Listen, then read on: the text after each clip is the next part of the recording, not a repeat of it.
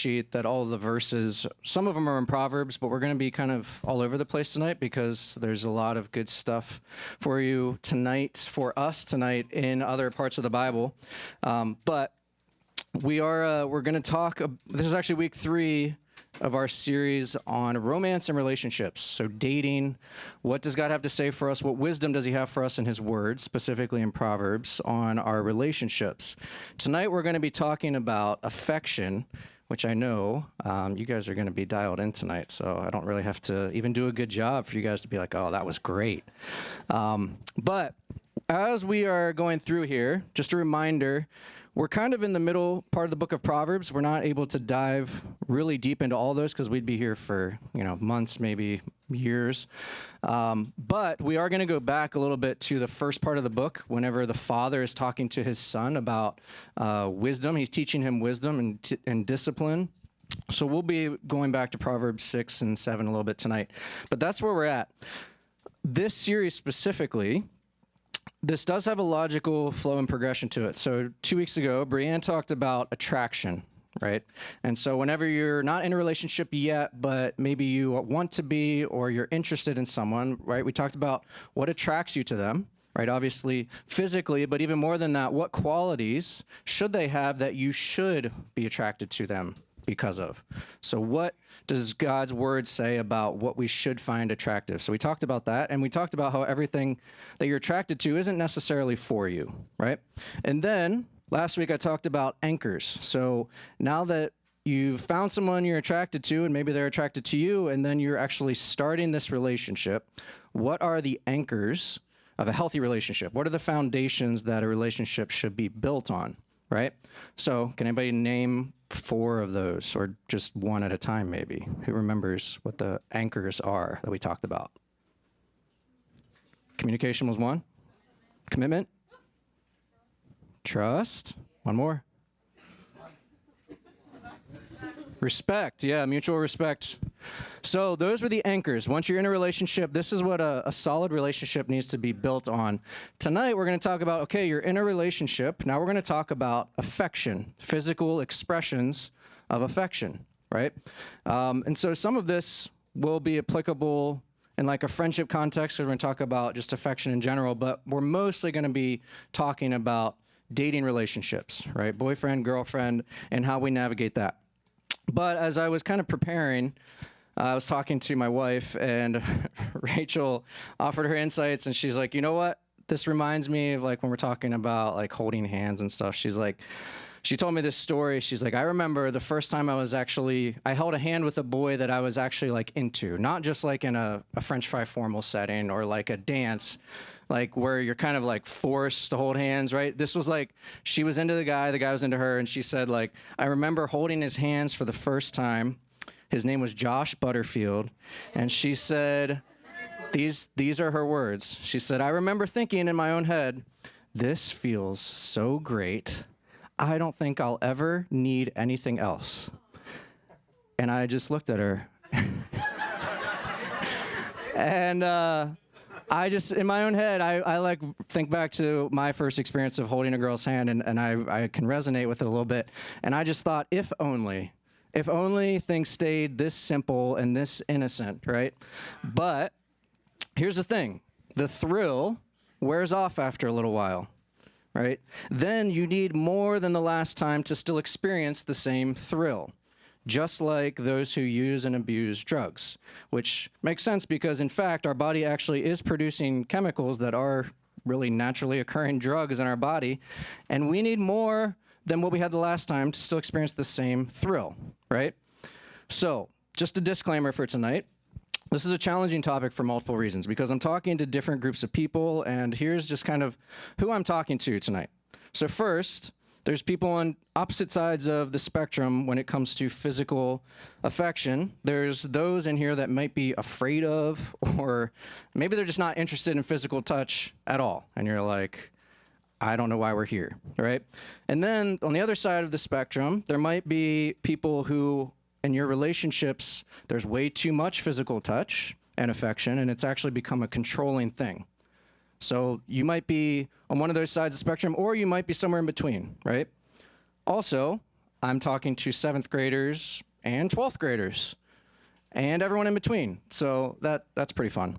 And then I'm talking to 2 very different groups that are going to receive all of these things differently. There's boys and girls, and boys and girls are pretty different if you guys didn't know, so I thought I'd just kind of clarify how you guys are different. So first, boys are factual in the sense that they can receive information, they like to make it black and white, they can just kind of stick to the facts of what's true about something, whereas girls are more intuitive. Doesn't mean girls don't care about facts, but girls are work off of intuition, and they have a much better sense about things. Some might say it's like a 6th sense that like all girls seem to have, right? Which is something that guys just usually aren't as in tune with. Also, boys, this is not a surprise to anyone, boys are more visual. When it comes to their attraction, boys are more visual, whereas girls are more romantic. And when I say romantic, I mean it in the truest sense of the word, like romanticizing things. Girls, when it comes to attraction, yes, they care about how a guy looks, but they're also looking for a guy that's going to care for them, that's going to pursue them, that's going to sweep them off their feet, right? That's something that really gets girls' interest when it comes to attraction. Boys are more physical, right? They express their affection when it comes to these things in a dating relationship physically, right? Whereas girls operate much more on emotions. And when I say emotional, I don't mean that in a negative connotation at all. Just in a neutral sense. They work off of emotions. They're actually way more in tune with their emotions than guys are, right? I think we can all agree on that. So that's a big factor. And then boys, and when I use the word disconnected, I realize that might seem negative. Again, it's not. It's more neutral. So boys can disconnect things and separate things in their minds from their bodies. So boys are able to engage physically while separating it from the emotional aspect or the mental or spiritual aspect better than girls can usually. So girls are much more connected and integrated. They experience all of it at the same time, physical, emotional, mental, right? So girls are spaghetti, boys are waffles. You guys have heard this before? Yes. So that's what we mean there. So that's just how you guys are receiving and processing things is different. Also, boy, just stick with me. Boys are microwaves, girls are ovens. So when it comes to boys and their physical drive, boys are microwaves, right? Microwaves, you put whatever is you need to reheat or put something in the microwave, 15 seconds, it's heated up, it's ready to go. That's all it takes. Girls, your drive works a little slower. You guys are like ovens. So when it comes to preheating, it's not 15 seconds. It's like 12, maybe 15 minutes. Maybe the oven takes an hour or 6 hours, or maybe it's like it takes the entire day and you're like, is this thing preheated? You're not sure. And then sometimes it like never preheats at all, and you're like, is this thing broken? And the oven's like, no, I'm good. I work fine. And you're like, but you don't want to preheat? You preheated yesterday, but not today? Like, yeah, no, I'm fine. I'm just not feeling it today. And you're like, okay, all right, I guess I'll try again tomorrow. So,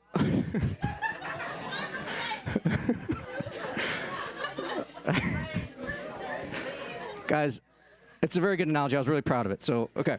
Now, boys are also different in the fact, in all seriousness, that boys' views on physical relationships within dating, when it comes to sexuality and sexual integrity, is primarily formed by what they have observed in their homes, yes, but also primarily formed by pornography, if we're being honest, right?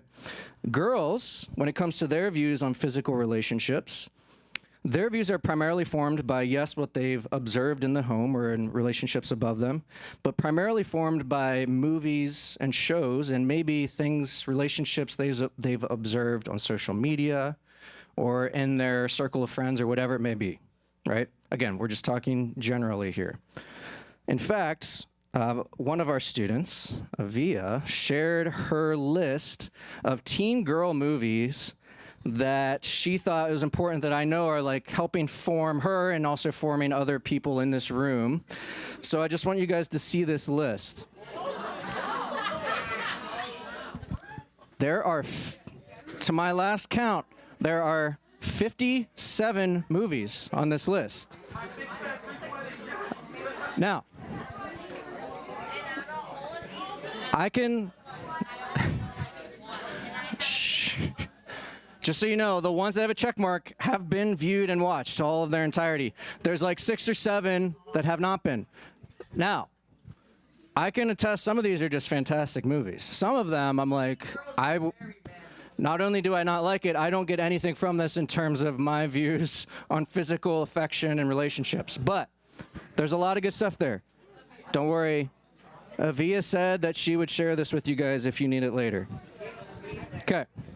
Now. Okay. So, guys, tune into these if you want to know how to be. Apparently watch these movies. Now, my hope tonight, in all seriousness, my hope is to have this be part of a longer conversation that hopefully has already started for you. Or maybe it hasn't, and if this is the first time you've heard some of this, I hope that it will be the first part of a longer, bigger conversation. My goal is to say maybe like 5% of everything that I actually have to say on the matter, simply because there's just not enough time. I probably could talk for 2 hours straight about all of this, but we're trying to cut it down to like 35 minutes, so we'll see how that goes. But all that to say, if you leave thinking like, man, I really thought we were going to talk about this, or he was going to address that, right? Or why didn't he say this? Probably just because I didn't have enough time. Know that I want to. So maybe there's a really good chance to do follow-up next week with our Q&A panel. Like, if there's something that I don't address that you were like, I really wish you would have addressed that, then ask a question about it. Let's try to address it next week. Or maybe we have more convos later tonight, just conversations around snack time. If you want to do like one-on-one over coffee, I would love to connect if you have things you want to follow up on or ask about. But whatever it is, I hope that this conversation continues.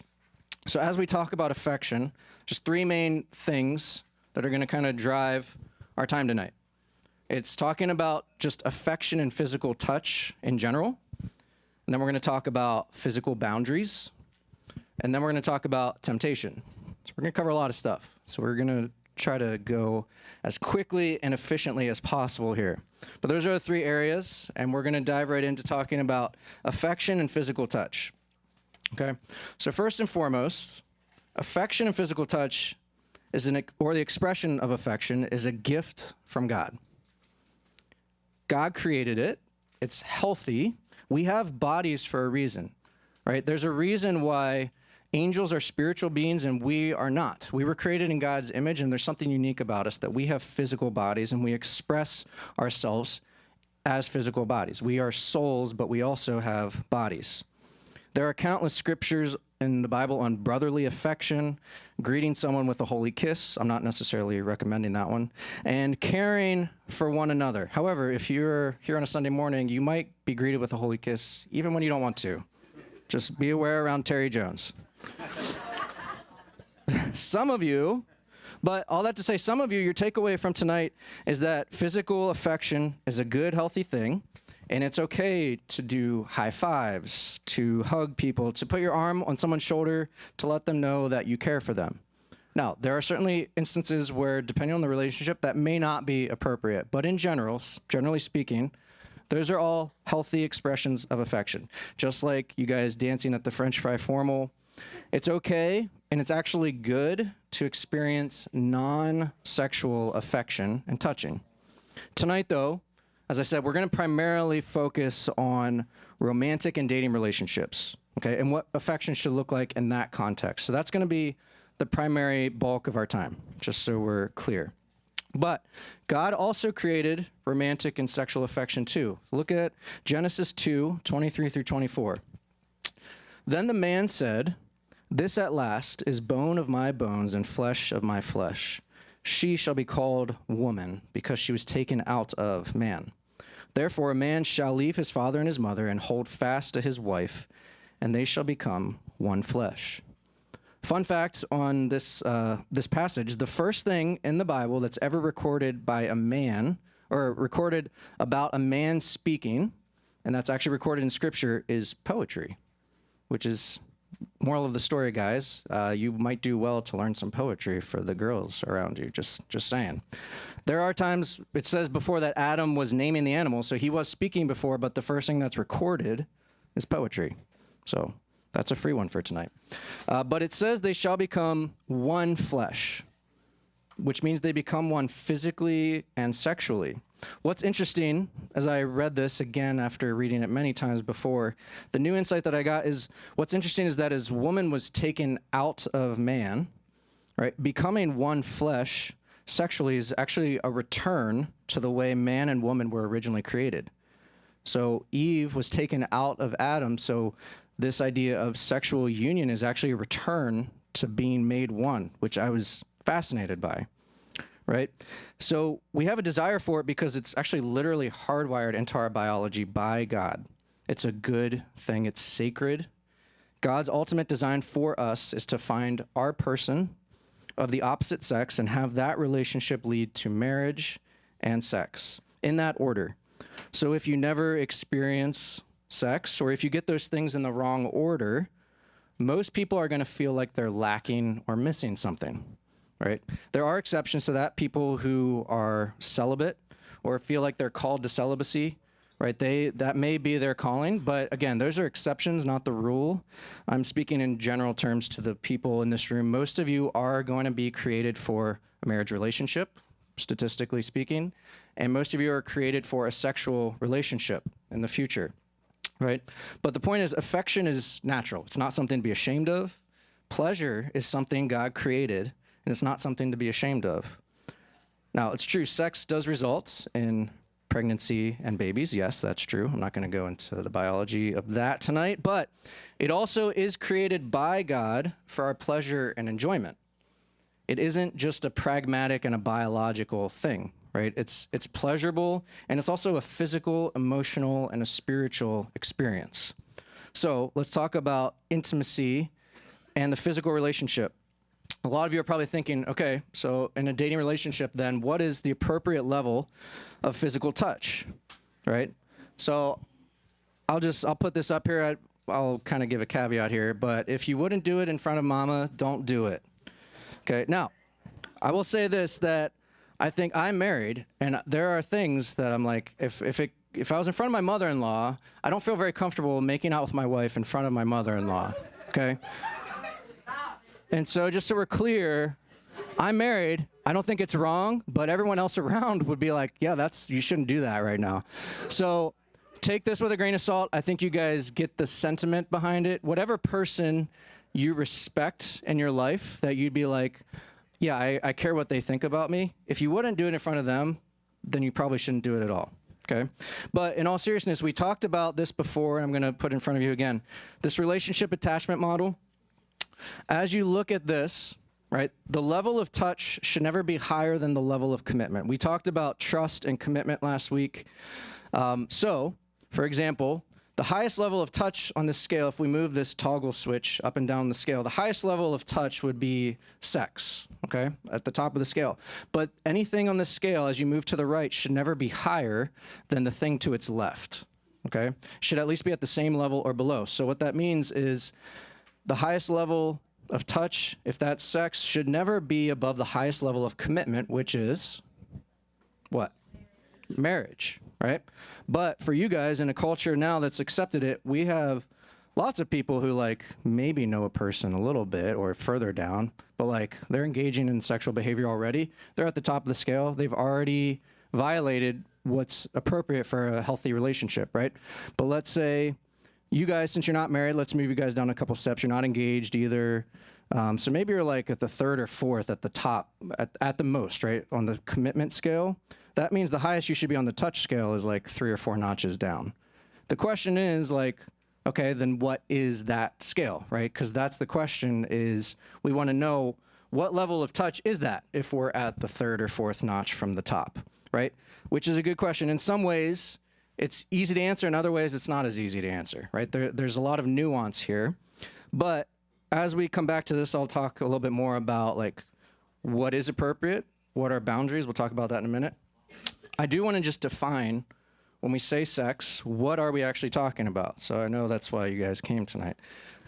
So there is a difference, though, in sex versus sexual activity, okay? So sex, just so we're clear, is physical activity between two people in which they touch each other's sexual organs, and which may include sexual intercourse.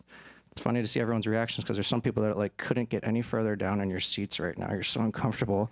And then there's some people that are like the opposite. They're like leaning forward. They're like, finally, Ryan is saying something interesting. Okay. Now,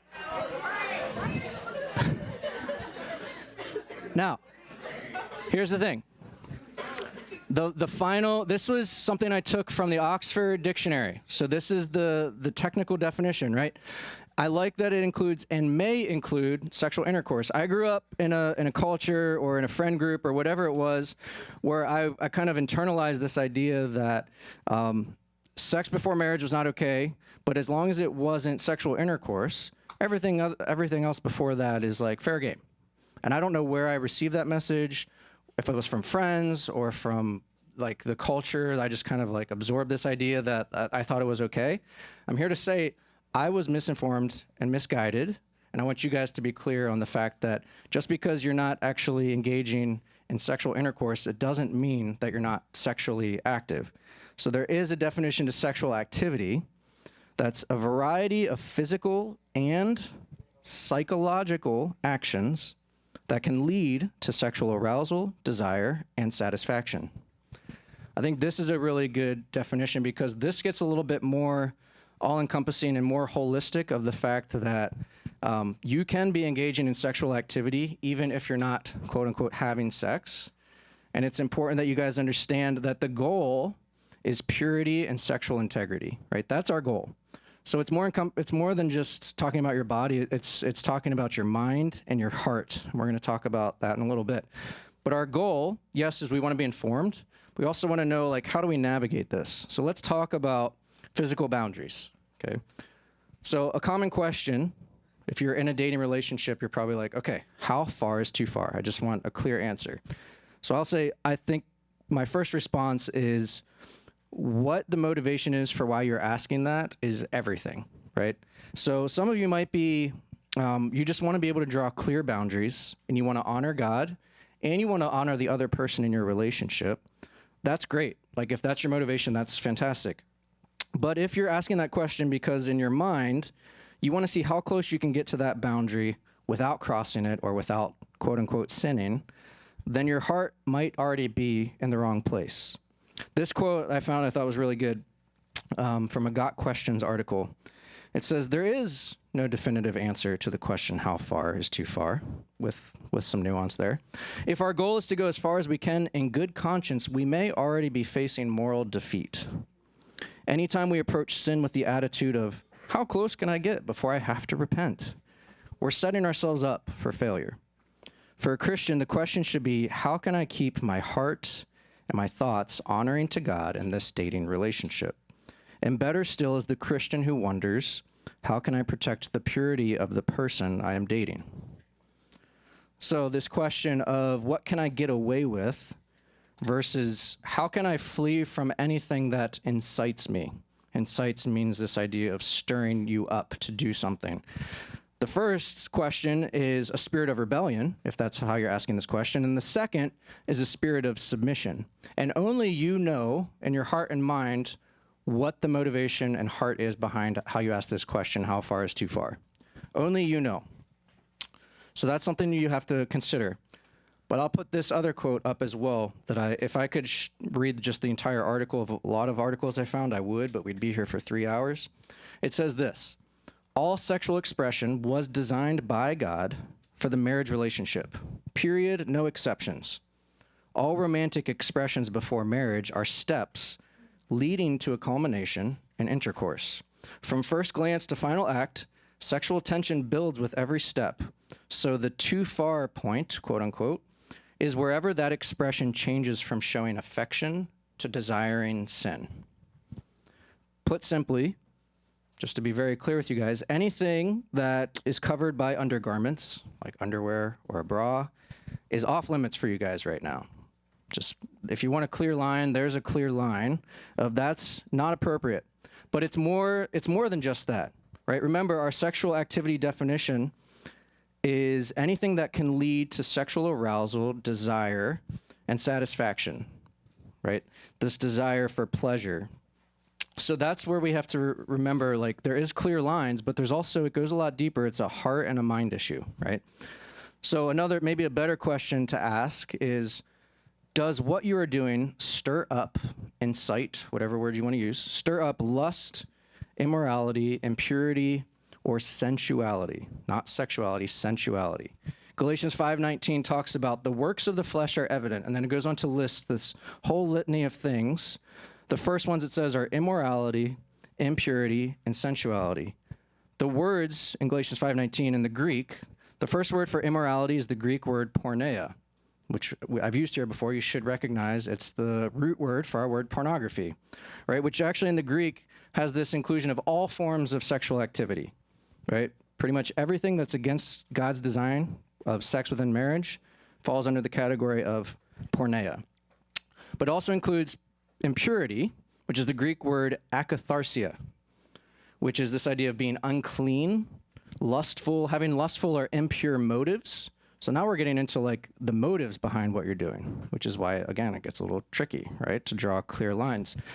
Sensuality is the Greek word asogeia, which is unbridled lust or sexual desire for pleasure that is almost shameless in its nature. So when we're talking about that, it could include stuff like sexting, that include even reading literature that's erotic in nature, right? It's again, it's all encompassing. It's more than just what are we doing with our physical bodies, it's what are we doing with our minds and our hearts. So the passage that maybe our most important passage for tonight is this one from Song of Songs. It occurs 3 times in the book of Song of Songs, or Song of Solomon. And if you're interested later, I'll give you some other resources. And one of them is a link to our entire Song of Solomon series that we did back in 2016. I strongly encourage you to check that out. But it says this: do not stir up or awaken love until it pleases. Do not stir up or awaken love until it pleases. That's the ESV. Love in this verse is this Hebrew word ahava, right? Which we've talked about in church before. Its main meaning is romantic love, which is good, but it can also mean sexual desire, right? Sexual desire, which is different than other Hebrew words that we've talked about for love, like hesed. We've talked about that. That's like our sacrificial love that's generous and loyal and covenantal, right? So this is talking specifically about sexual desire, romantic love. And then this phrase, until it pleases, right? If you're like, what does that mean? Right? The Hebrew word here, the way it's pronounced does not look at anything like, or it doesn't sound anything like what it looks like. It's kafetz. The Hebrew meaning is actually, for until it pleases, is like until it's intended to, and until it's intended to bring delight and favor, right? So another way you could read this verse is, do not stir up or awaken sexual desire until it's intended for you to bring delight and favor. Now, some people that maybe are having sex before marriage, they'd say, well, you know, we're having sex and it brings me a lot of happiness and I feel good. So like it's bringing me delight. It's delightful.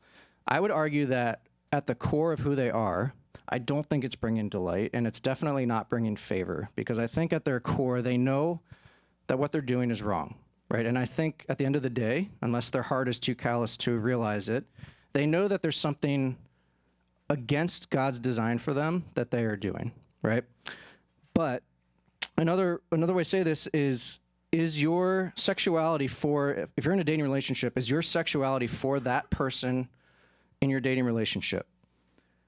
Maybe, like ultimately, maybe your sexuality is for them, but maybe not.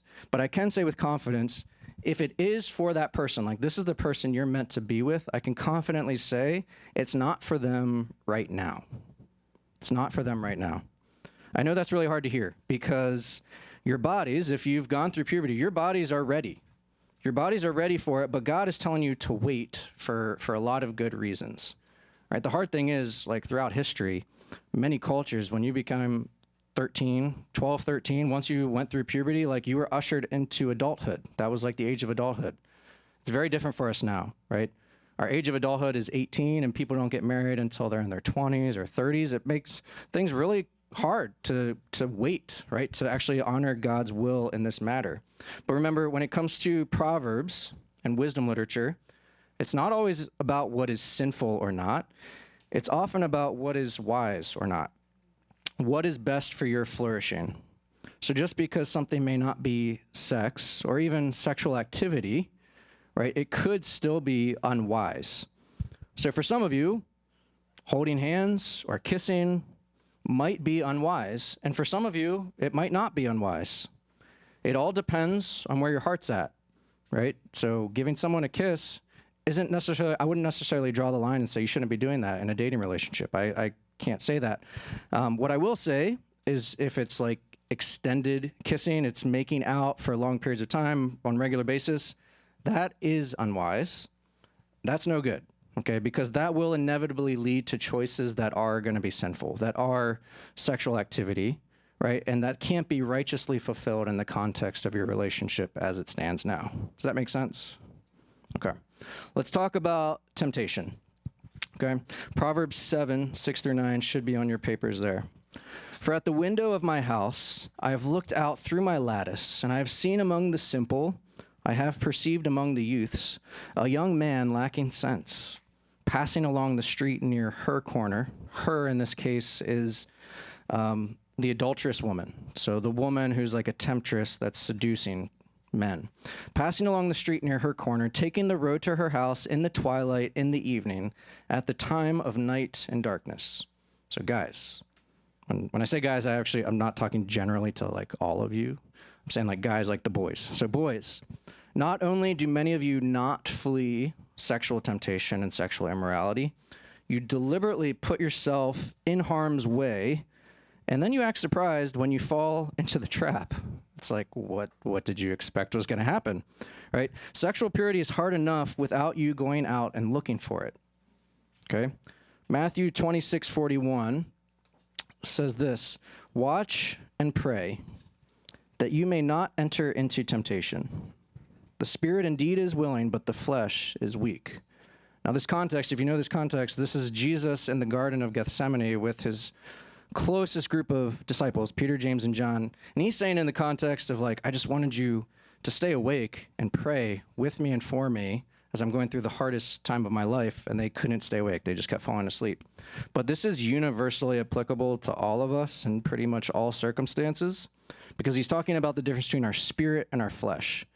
He says, watch and pray that you may not enter into temptation. The spirit indeed is willing, but the flesh is weak. 1 Corinthians 10:13 says, no temptation has overtaken you that is not common to man. God is faithful, and he will not let you be tempted beyond your ability. But with the temptation, he will also provide the way of escape, that you may be able to endure it.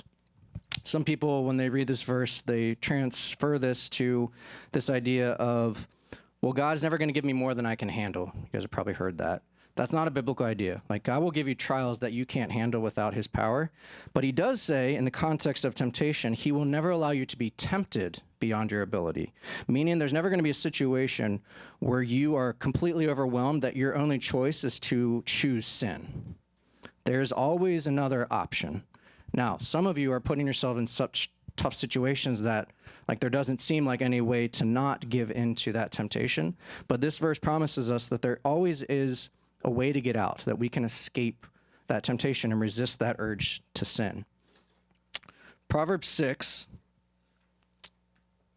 says, do not desire her beauty in your hearts. Do not let her capture you with her eyelashes. Look at verse 26. For the price of a prostitute is only a loaf of bread, but a married woman hunts down a precious life. Can a man carry fire next to his chest and his clothes not be burned? Or can one walk on hot coals and his feet not be scorched? So is he who goes into his neighbor's wife. None who touches her will go unpunished. He who commits adultery lacks sense. He who does it destroys himself. He will get wounds and dishonor, and his disgrace will not be wiped away. That phrase, the price of a prostitute is only a loaf of bread. Guys, giving in to temptation, going in the way of sin, it's easy. It's cheap, but it will bring destruction. And I don't mean that it's ever going to take you to a point where you're beyond redemption. Nobody is beyond redemption. Nobody is beyond Jesus' grace, but it can have devastating consequences. Finally, I just want to spend a little bit of focus time on specifically like online temptation and pornography. And this is like, we could spend a whole separate 30 minutes talking about just this or more. But I'll say this, the reason pornography is so toxic and dangerous is because there's a lot of reasons, but it's creating unrealistic views of sex. It's creating unrealistic views of the body, what is normal and what isn't. It objectifies the opposite sex, right? When you watch these people who are just objectifying themselves, you're using them for your own personal pleasure, right? You're consuming them, right? So love, we've talked about, sacrificial love is about giving for somebody else, for their benefit. Lust, pornography is the exact opposite. It's consuming. It's what can I get for myself to make myself experience pleasure. It's the exact antithesis of what God has created us in his image for and what the gospel is all about, right? These TikTok personalities, these content creators, they are objectifying themselves and others for profit. Like they're doing it for money, right? Just like the woman in Proverbs that's seducing people, it's for her benefit, and it's going to be for your destruction. Going in the way of sinners is this phrase you see in Proverbs and other wisdom literature, or going in the way of the adulteress. You'll see this multiple times. So I would venture to say that if I were to look at your Explore page, your For You page, the reels that pop up from your algorithm, I can probably look at those and tell you if you have been going in the way of sinners. Okay? So a question just to consider, like, what are your triggers when it comes to pornography, online temptation? What are the triggers for you? So is it when you experience a certain type of emotion, you're angry, you're sad, you're depressed, you're overwhelmed, you're anxious?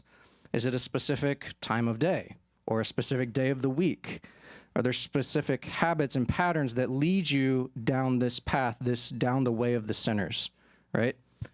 I can't answer that for you, but it's something that many of us in this room need to consider pretty substantially.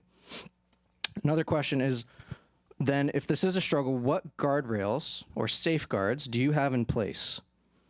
Right? Scripture has a lot to say about how we protect our minds and our hearts, guarding our minds and our hearts.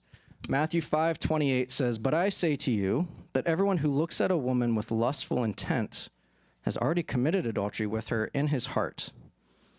If your right eye causes you to sin, tear it out and throw it away."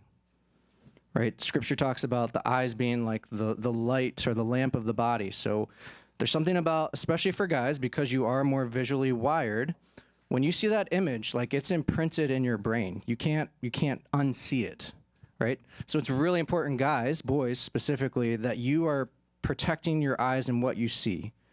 Not that it's not important for girls, but there's something significant for guys. Like it'll be imprinted in your memory, and you can't get it out, right? Some of you, I'll say this, some of you, before you even enter into a dating relationship with someone you're interested in, I would counsel some of you that you need to completely abstain from pornography and unhealthy sexual habits for quite a while. Everyone should abstain completely, but for a substantial amount of time for some of you. Why? Because I think some of you have some work you need to do first to get back to a healthy view of the opposite sex. Simply put, you're not ready, right? You need to be in a healthier place than you are now, and you shouldn't enter that relationship. It doesn't mean it's not for you ever. It's just it's not for you right now. Proverbs 4:23, which I believe Brianne talked about 2 weeks ago. "Keep your heart with all vigilance, for from it flow the springs of life." Other versions say, "Guard your heart with all vigilance, for from it flow the springs of life." Right? Guarding your eyes and your heart, you're never going to regret putting in work on the front end to be really clear about what's okay, what's not. If you need more counsel. There's a lot of leaders in this room that can point you in the right direction, can encourage you, and can help you set some really good boundaries in your specific situation. So what? Just got two so whats. Your sexual integrity is worth fighting for. But even if you lose a battle in that fight, God's grace and redemption abounds. We could spend a whole lot more time talking about what happens after. What if you have made a mistake? What if you haven't been walking in step with the Spirit and sexual integrity has been compromised? I have really good news for you guys. There is so much grace and mercy available to you, but you have to make some choices on your end. You have to repent, and then you have to make some decisions that you're going to put some boundaries in place, that you're not going to go back to that. Because what typically happens, especially for teenagers, is you make a mistake that you're like, there's no coming back from this. And you just you're like, this is a license to do whatever I want now because like I'm broken, however you want to put that. And I'm just going to completely engage in it now. And like, that's again, not the heart of the gospel, right? There is grace, but Paul talks a lot about, if there's grace, does that mean we have license to sin? And he's like, by no means, right? You have to actually make some changes and stick with them to experience the fullness of that freedom and that grace.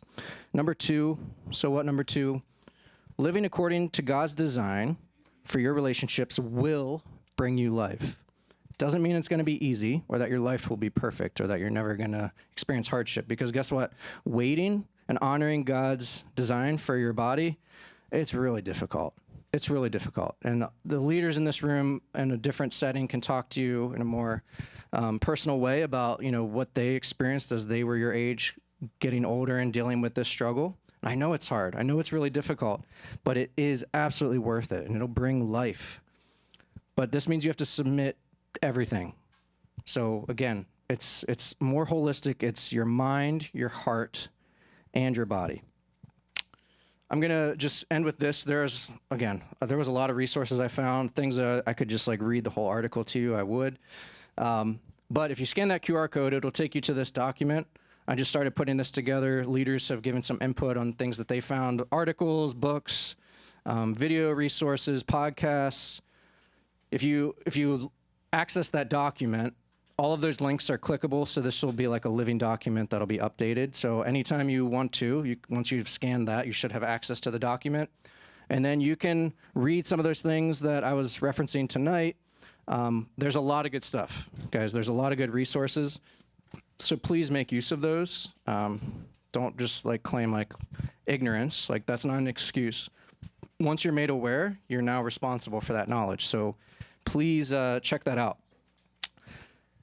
I'll end with that and just encourage you guys, like some of this is stuff that it's better like in a smaller setting, one-on-one in your small groups.